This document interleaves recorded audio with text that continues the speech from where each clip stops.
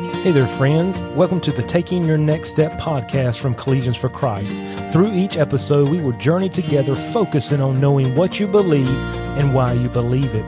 If you are eager, like I am, to strengthen your faith and take your next step now by joining us in today's episode.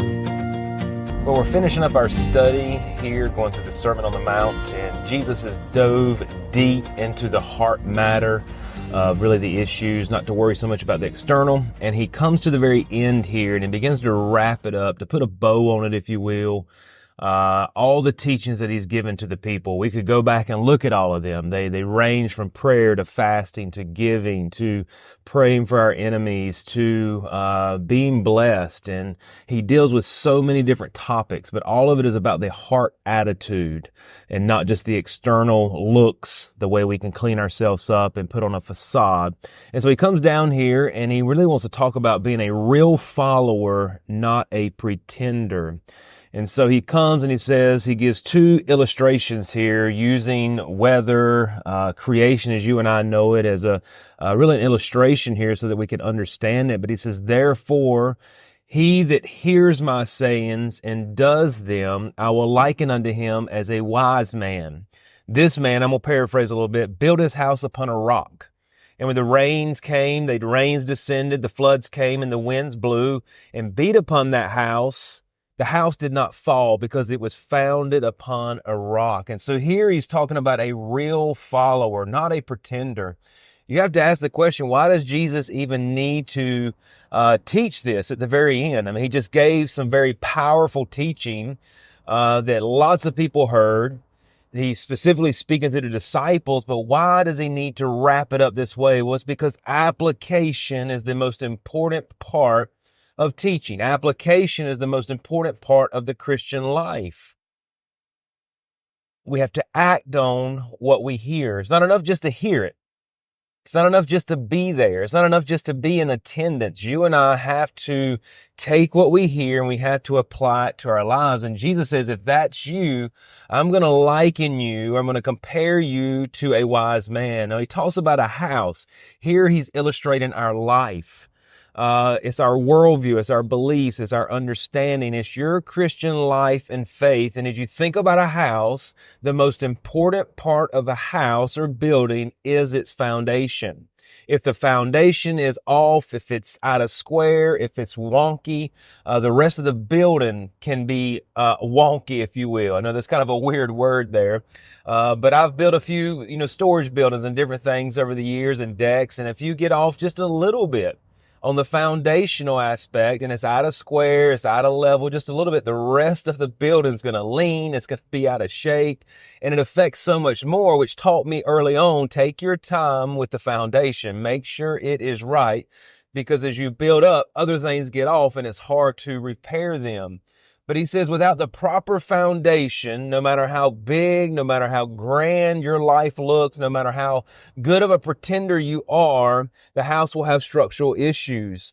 And so you and I have to dig deep. How do we do that? We do that by hearing God's word, but also, most importantly, applying God's word. You and I take what we hear, we say, okay, I'm going to do it.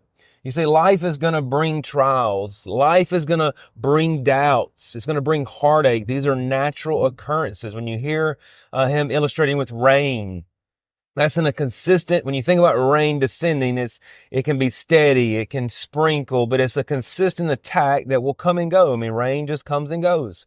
We have parts of the season where we may have days without rain, we may have weeks without rain, and then we may have days full of rain and multiple weeks full of rain. So rain just illustrates the fact that trials will come and go. Doubts will come and go. Then he talks about floods. That's the culmination of the heavy rain. And as we've seen, floods are so destructive. Floods can creep in. They can ruin a house. And as we witnessed on the western part of North Carolina and the eastern part of Tennessee, the floods are so absolutely destructive.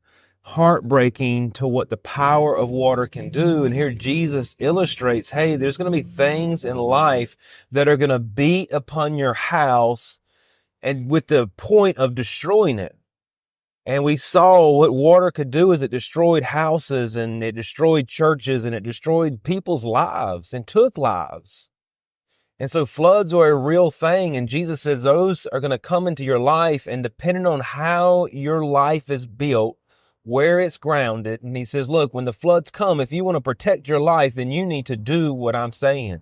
You need to practice what I'm teaching. And then he talks about winds. These are another natural occurrence. They can be very refreshing on a hot summer day to have a breeze to keep the mosquitoes and bugs away.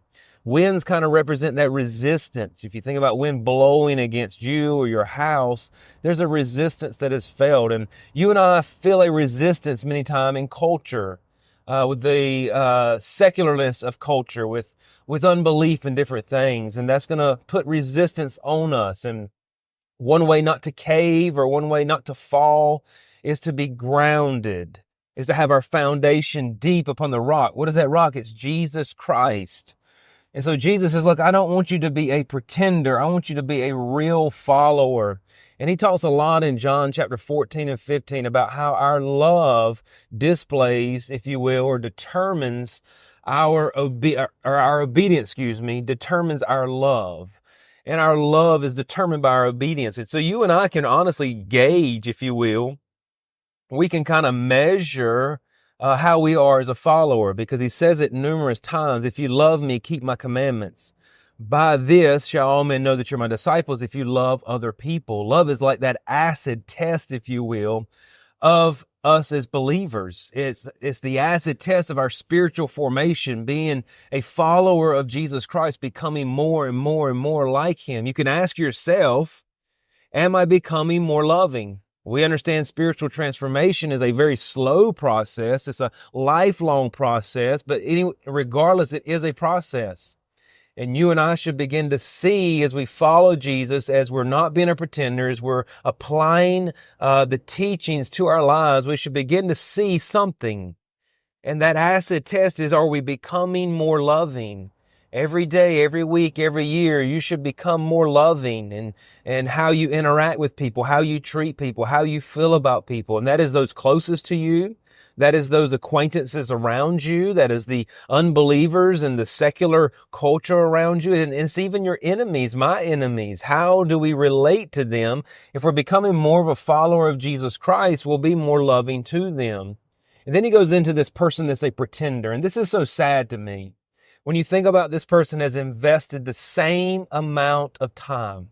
They've heard the same teachings. They spent the same amount of time reading their Bible, listening to sermons, going to Sunday AM Bible study or Sunday school. They've gone to the events, like they invested the same amount of time, but the only difference is that they did not apply what Jesus taught them. They heard it. It went in one ear and out another.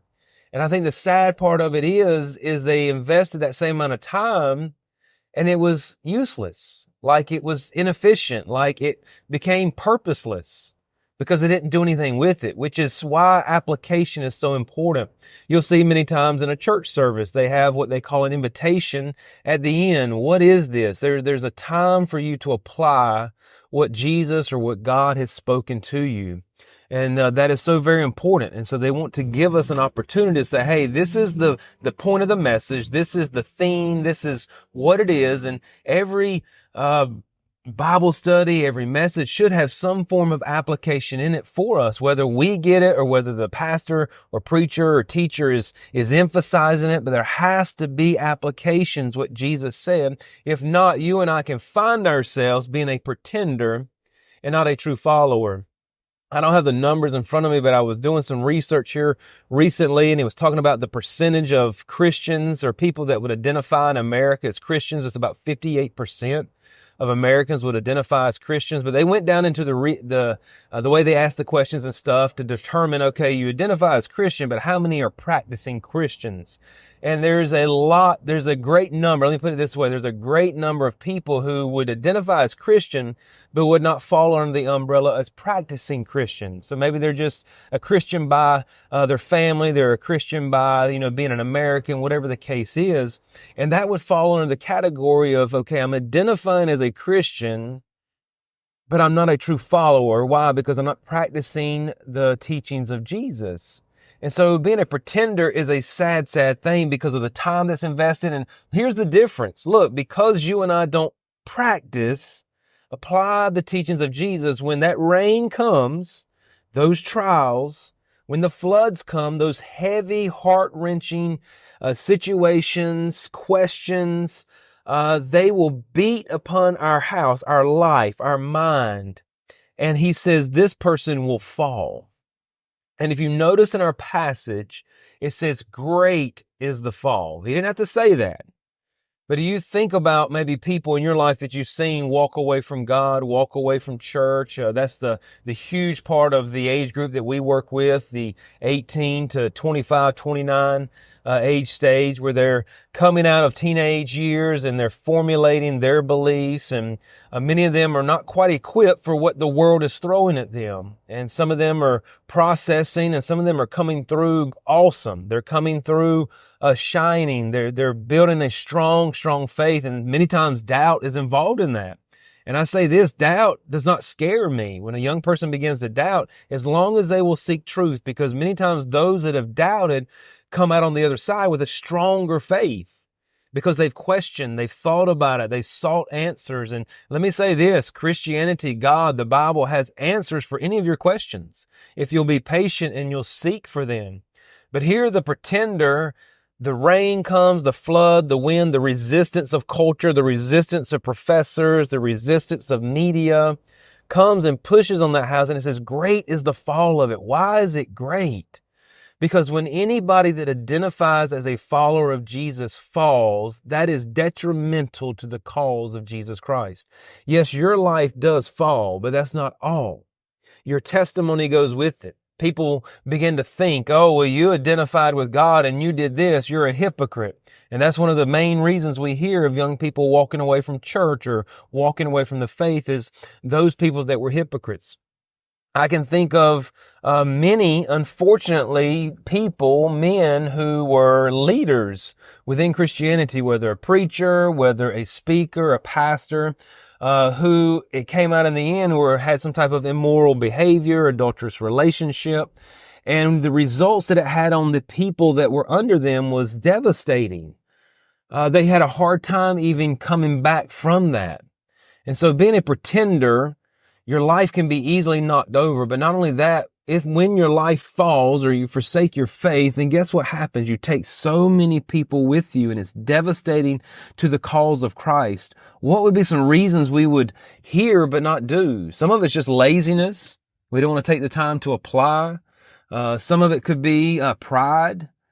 You know, I know better. I've got my life. Some of it's just apathy. We're just kind of going through life. We're going through the motions. We don't see the importance. We're all about ourselves. Carelessness. There's all different reasons why.